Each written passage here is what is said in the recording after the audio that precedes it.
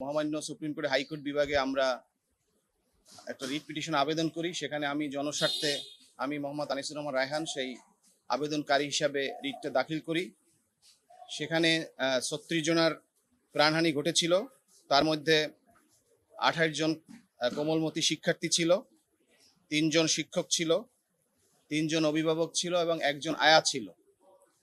এই ছিল ৩৫ জন এবং যুদ্ধ বিমানের যিনি পাইলট ছিলেন তিনিও সেদিন নিহত হয়েছিলেন।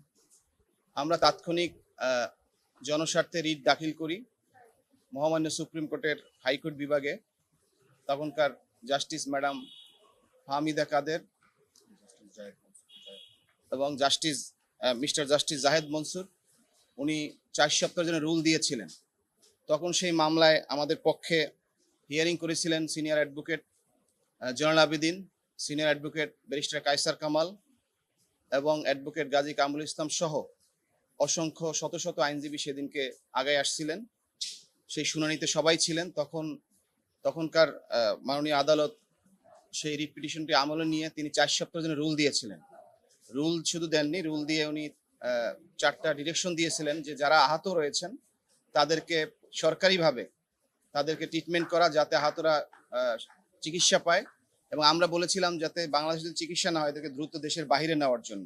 আদালত সে কথা বলেছিলেন যদি বাংলাদেশের চিকিৎসার যদি পর্যাপ্ত চিকিৎসা না হয় দ্রুত এদেরকে দেশের বাইরে নিয়ে চিকিৎসা দেওয়ার জন্য। এবং যারা নিহত হয়েছিলেন তাদের আমরা ক্ষতিপূরণ চেয়েছিলাম। আমরা জানি যে যারা নিহত হয়েছেন তাদের মাগফিরাত কামনা করছি, এদেরকে তো আর পাওয়া যাবে না, সেজন্য আমরা তাৎক্ষণিক আহতদের জন্য ১ কোটি টাকা আমরা ক্ষতিপূরণ চেয়েছিলাম। আর যারা নিহত হয়েছেন তাদের জন্য আমরা ৫ কোটি টাকা ক্ষতিপূরণ চেয়েছিলাম। আদালত রুল জারি করার পরে দীর্ঘদিন পরে রুল বিভিন্ন রেসপন্ডেন্ট যারা ছিলেন, এখানে আমরা মিনিস্ট্রি অফ হেলথকে আমরা বিবাদী করেছিলাম। তারপরে আমরা ডিফেন্সকে আমরা রেসপন্ডেন্ট করেছিলাম। AKS অর্জন করলো গিনেস ওয়ার্ল্ড রেকর্ডস। AKS ত্রাণ মন্ত্রণালয়কে আমরা রেসপন্ডেন্ট করেছিলাম। তারা সকলে কিছু কিছু জবাব দিয়েছেন।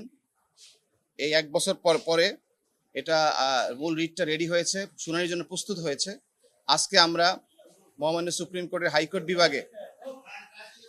হাইকোর্ট বিভাগের তৎকালীন জাস্টিস যিনি ছিলেন, আজকেও তিনি সেই জাস্টিস ম্যাডাম জাস্টিস ফাহমিদা কাদের এবং মিস্টার জাস্টিস আসিফ আহমেদের সমন্বয়ে যে বেঞ্চ রয়েছেন সেই আদালতে আমরা এটা তাদের নজরে নিয়ে আসি। আনার পরে লিস্টে ছিল, আজকে লিস্টের আইটেম নাম্বার ছিল 14। সেটা মহামান্য আদালত সেইটা আমলে নিয়ে উনি শুনানির জন্য গ্রহণ করেন এবং আমরা আশা করছি খুব দ্রুত এই শুনানি নিষ্পত্তি হবে। এবং আমাদের যে প্রেয়ার ছিল যে ক্ষতিপূরণ, আমরা আশা করছি মহামান্য আদালত সেভাবেই রুলটা নিষ্পত্তি করবেন এবং ক্ষতিগ্রস্ত পরিবারগুলো তাদের আবেদনটা তারা গ্রহণ করতে পারবেন এবং ক্ষতিগ্রস্ত পরিবারের পাশে আদালত যে ডিরেকশন দেবেন বাংলাদেশ সরকারও সেভাবে এগিয়ে আসবেন আমরা আশা করছি। রুলটা ছিল, আমরা চেয়েছিলাম, যেটা আমি আগেই বলেছি, রুলটা চেয়েছিলাম আমরা ক্ষতিপূরণ চেয়েছিলাম যে এদেরকে ১ কোটি টাকা যারা আহত ছিল তাদেরকে দিবে এবং ৫ কোটি টাকা যারা নিহত হয়েছে তাদেরকে দিবেন এবং যারা আহত রয়েছেন তাদেরকে তাৎক্ষণিক চিকিৎসা, বাংলাদেশের যদি পর্যাপ্ত চিকিৎসা হয় তখনকার সময় চিকিৎসা দিবেন এবং যদি এখানে চিকিৎসা না হয় দেশের বাইরে পাঠানোর জন্য। আর একটা ছিলেন ইম্পর্টেন্ট যে প্রত্যেক স্টুডেন্টের আইডি কার্ডে ব্লাড গ্রুপের থাকবে এবং তাদের বাবা মায়ের ফোন নাম্বার থাকবে, তাৎক্ষণিক যাতে কেউ দুর্ঘটনা কবলিত হলে সরকারকে জানাতে পারে। এগুলো ছিল রুলের টার্মস। হ্যাঁ, আজকে আমরা আদালতে শুনানির জন্য আদালত গ্রহণ করেছেন। আদালত বলেছেন যে লিস্টে আসবে, আমাদের কজ লিস্টে, রেগুলার কজ লিস্টে আসবে, আদালতের নজরে আনার জন্য বলছেন। আদালত খুব দ্রুত এটা নিষ্পত্তি করে দিবেন, আদালত আজকে বলেছেন। আমি মোহাম্মদ নাজমুল হক, নিহত তাসনিয়া হকের বাবা। আপনারা সাংবাদিক ভাইয়েরা অবগত আছেন যে গত ২১/৭ জুলাইয়ে যে বিমান দুর্ঘটনা ঘটেছিল মাইলস্টোন স্কুল অ্যান্ড কলেজে, একটা হৃদয় বিদারক ট্র্যাজেডি।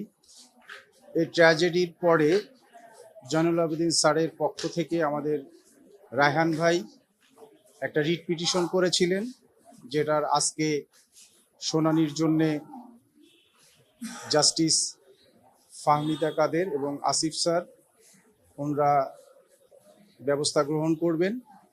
আমরা চাইব, সরকারের কাছে আবেদন করব যাতে আমাদের এই রিটটা দ্রুত নিষ্পত্তি করে দিতে ওনারা সক্রিয় হন। সবাই উপস্থিত আছে এবং এখানে আমাদের পরিবারের সমস্ত গার্ডিয়ানরা উপস্থিত আছেন। আহত এবং নিহত পরিবারের গার্ডিয়ানরা এখানে উপস্থিত আছেন। সবাই এখানে এবং আমাদের অ্যাডভোকেট রায়হান ভাই সহ তার টিমে যারা আমাদের জন্য কাজ করতেছেন ওনারা এখানে উপস্থিত আছেন। আমরা চাইবো আপনাদের মাধ্যমে যাতে এটা সরকারের উচ্চ পর্যায়ে দৃষ্টিগোচর হয়।